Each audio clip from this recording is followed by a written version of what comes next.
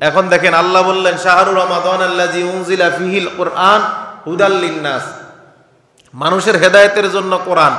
এখন আমরা ইমাম সাহেব, আমরা হুজুর, আমাদের কাছে সবে কদরের রাত্রে অথবা মাঝে মধ্যে কিছু মুসল্লি এসে বলে হুজুর দোয়া করিয়েন, আমার ওয়াইফ 3 খতম দিছে, আরেকজনের আমার ওয়াইফ 5 খতম দিছে, এই রকম মেসেজ আমাদের কাছে আসে কিনা? আপনারাই তো দেন, কারো 1 খতম, কারো 2 খতম, কারো 5 খতমের দোয়া আছে না নাই? এখন একটু দেখেন তো, আল্লাহ বললেন কি কোরআন নাজিল করছি হেদায়েতের জন্য, আমরা কি প্রতিযোগিতা করি? বাড়িতে বাড়িতে বউরে বলি 1 খতম, বিবিরে বলি 1 খতম, আমি নিজে দেই 1 খতম, আছে না নাই? এই খতম বেশি দিতে যায় আবার এমন অবস্থা হয় শুদ্ধভাবে কোরআন তেলাওয়াত করে না। 1 মাসে 10 খতম দেওয়া লাগবে, ডেলি 3 পারা। এখন 3 পারা যে ব্যক্তি ডেলি পড়বে, এ ব্যক্তি তাড়াহুড়া করে পড়তে গিয়া, টার্গেট তো 3 পারা, টার্গেট কি? এজন্য তাড়াহুড়া করে পড়তে গিয়া কোরআনের হক আদায় হয় নাই, তাসবিহ ঠিক নাই, টান ঠিক নাই, সুর ঠিক নাই, লাহন ঠিক নাই, যেখানে যেভাবে পড়ার কথা সেখানে সেভাবে পড়ে নাই। এই ব্যক্তির জন্য ধ্বংস ছাড়া কিছু আছে?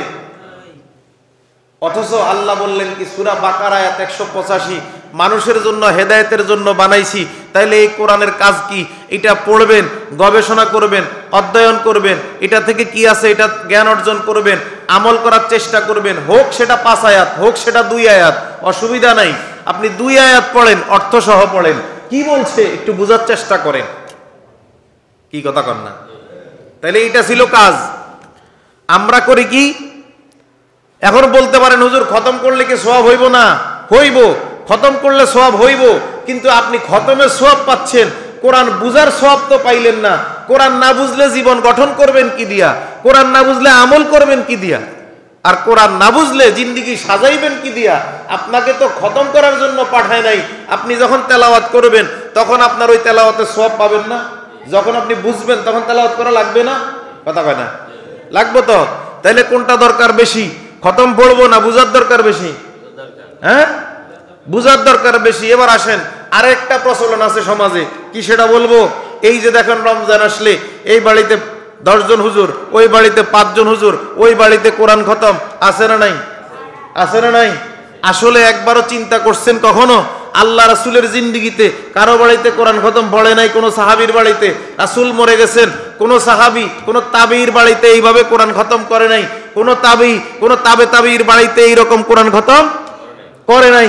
একটা দলিলও দিতে পারবেন না। তাইলে আমরা কেন এগুলা করি? আপনার কাজ কি আগে বুঝেন।